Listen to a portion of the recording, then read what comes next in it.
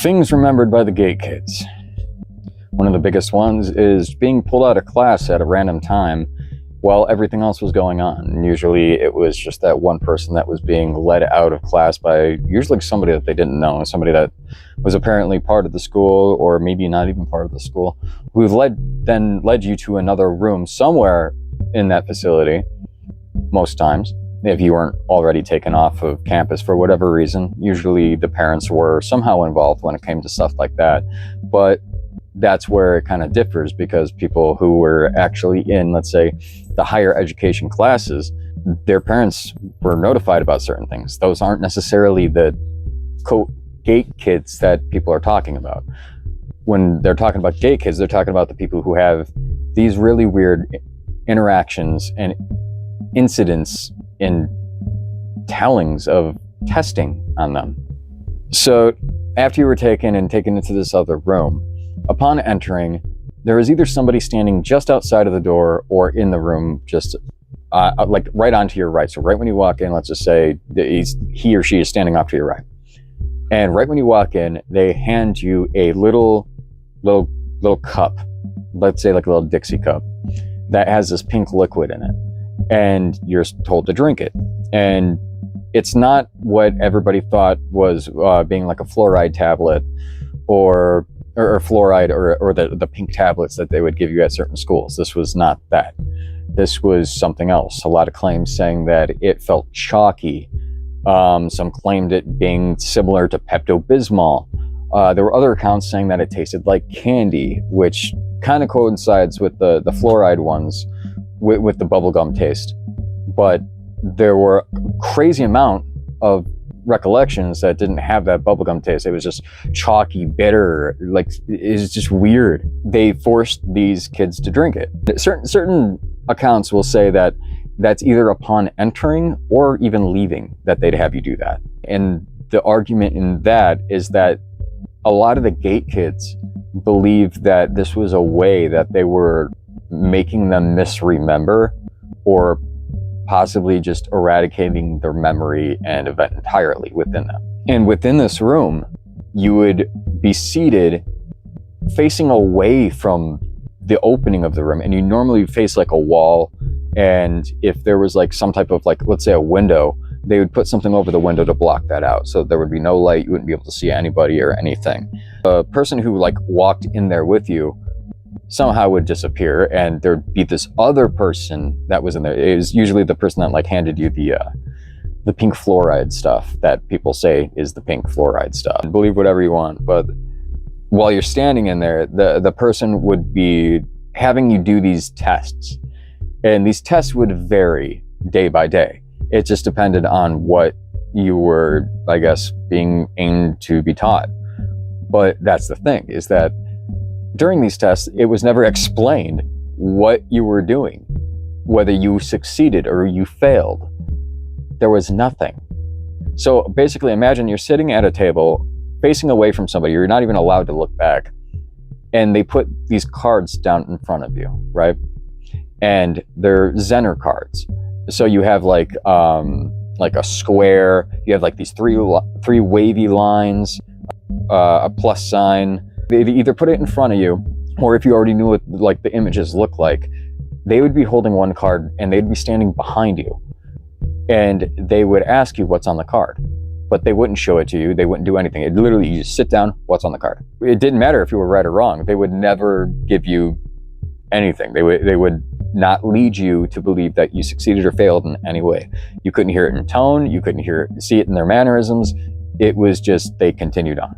A lot of people say that, like, the Zener cards specifically are for testing people for kind of like psychic activity, to being able to do like remote viewing.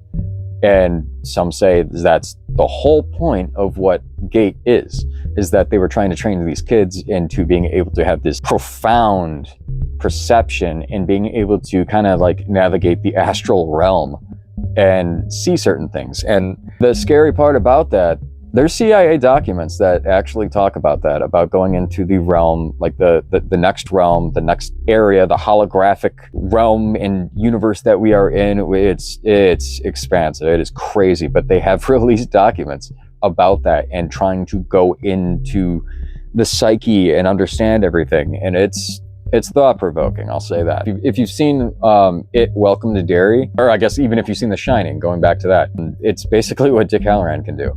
There was another one that was either called the colored yarn test, or it was like a rubber band thing. So you had like oftentimes these were like blanks of wood that had the nails up in them. So it'd be like a 4x4 going all the way across.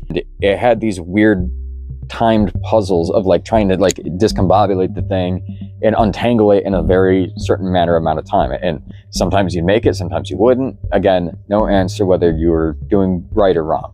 But why would a whole nother room be needed to take you out of your normal class to come in there and be like, all right, solve this? It's like, okay, cool. Like, wouldn't it be more beneficial to do that while you're almost being distracted by everybody else in your class to see if you can actually focus under pressure, then if that is what that is? And one of the other ones that is very concerning is the decoding of certain messages. And a lot of times it wasn't just random symbols being like, oh yeah, a square equals A trapezoid is B. It wasn't always like that. There were certain ones where it was like you had to decode Morse code. There was a really big one that I saw on TikTok of this girl showing her actual work. It wasn't just her talking about it. It was her showing her paperwork from some of the things that she did. And it was her decoding or like translating Russian. But she was like 6 and had no idea what she was doing. She said, I don't remember any of what this means. All I know is that this one part right here is my name. Shouldn't the kid be told what they're doing instead of just like going into it so blindly? And furthermore, did the parents know? Like that, it almost seems like it's shady. I'll say that it's shady. It's kind of weird, especially if you didn't. It's not like an elective to where you can go out and like learn these languages. It's just they're force feeding you it, and just like, oh, see, you just understood what this was. It's like, okay, that's a form of teaching people, I suppose. But one of the biggest ones that you'll always hear about when it comes to GATE is the hearing tests. And the headphones that you had to put on, these things were big and bulky. A lot of people, like I'm partially colorblind, but people are always saying that it's kind of like a grayish green. I always saw them as like gray or like slightly tan, so I don't know. These headphones that go all the way across and plug into a box. Now, there is something that goes along with that. They claim that it wasn't a hearing test. It wasn't like your typical beeps of like raising your hand, like certain accounts, they will say that happened. But not every account is talking about this voice that comes in. I don't know if I actually put it in the episode, but at the beginning I made a joke about like, you are now taking your first steps into a doorway. And that's how it starts off.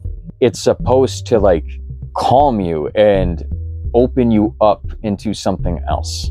Apparently, this has a very, very disturbing similarity to what was considered the Gateway tapes. And those were from the Stargate project. The short and sweet of it, which I'll get into a bit more of it later when I talk about it, but it's basically hemi-syncing the brain, which is making both sides of your brain work in unison. And if I'm going to try to explain it right now, I'll do it better later. But basically, if you put one audio thing in here at like, I think it was 100 hertz, and then you put another one over here at 104 hertz, there's that 4-point depth differential. And when your brain hears that, it picks that up as a third response. And that causes your brain to sync together and then open up onto onto like a spiritual level, essentially. But that's what they were saying they were trying to get you to do, because it's like this meditative sound. I don't know quite how to explain it. If you want to take that upon yourself to look that up, you can find it on YouTube and TikTok, and I'm sure a bunch of other places. But be warned that a lot of people who didn't know that they were in the GATE project, once they hear this, it unlocks memories. And these are repressed memories, and they're not always good. A lot of times it's overwhelming fear and dread, like something is right there, like you're standing at the edge of a cliff and nothing is there beneath you but a black void. It's real fucking weird. Especially that so many people have this exact same feeling when they hear these things. They're like, the memories are unlocked and unleashed finally. Either way, it's thought-provoking, whether that be real, fake, just sci-fi BS or what. But there's an overwhelming number of people who have said the exact same thing. And at a certain point, what becomes more fact than fiction? One of the other tests that they would do is a vision test. It wasn't necessarily an actual vision test. They claimed that they were trying to test for color blindness, but there were a numerous amount of people that went in there that were already colorblind, either what have you, however severe it was. There were multiple people that went in there that were colorblind, and that was never flagged, and that was never brought up to them. So that wasn't a colorblind test. That wasn't a vision test like how that is. Yet that's what, however many people were told. Some people that were claiming that it was a way for them to see if you could detect the abnormalities within whatever image it was. They made you build with these random blocks that were 2D blocks, they're really flat, and they'd have you make weird things with them. Sometimes they were 2D, sometimes they were 3D. It all depended on what they wanted you to do. Again, no explanation. They also did Rorschach tests on all these kids for some reason. What do you see? What does this make you think of? What's the first word that comes to mind when you look at this? Why were they doing that? It just builds a weird ladder to either ascend or descend on. Either way, there's no platform to get out on. After all this testing, the memories, the missing memories, the altered state of consciousness. Why did all of these people misremember everything? There was just an entire chunk of life that they could not remember, or remember that they lived. They tried to think back and it was just, oh, you went from A to C without even realizing that B was there. And then one day you go online and you hear something that reminds you that B is there. It's always been there, but you never actually looked at it. It was always hidden, but it was always in front of you. We were just trained to not notice it.